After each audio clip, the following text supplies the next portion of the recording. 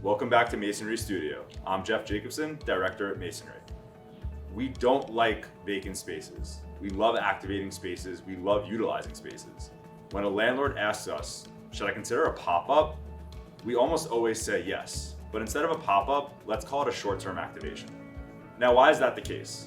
Well, for starters, it's a great way to demonstrate the true value of a retail space to potential tenants while also bringing some short-term income for a landlord. The key here is your short-term play shouldn't hurt your long-term business plan. Remember, you're a landlord. You're probably in this for the long run, especially when it comes to tenancy. If your long-term business plan is having a high-end restaurant in your space, you should have a short-term activation that ties really well into it. But what might that be?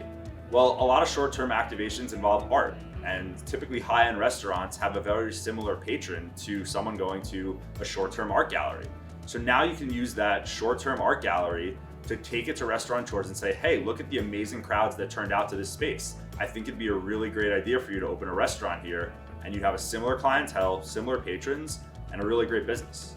Our goal is to help potential tenants envision their consumers in the space.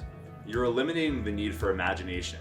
What you're doing is actually bringing the creativity to the space itself. I was at 3 weddings this summer, all at unique venues, a library, an art factory, and a residential estate. None of these were traditional wedding venues.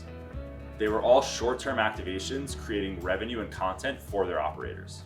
Always remember, visualization is the key to activation. What's a recent example of a space that you've been to that was a short-term activation? Let us know in the comments below. I'm Jeff Jacobson, Director at Masonry.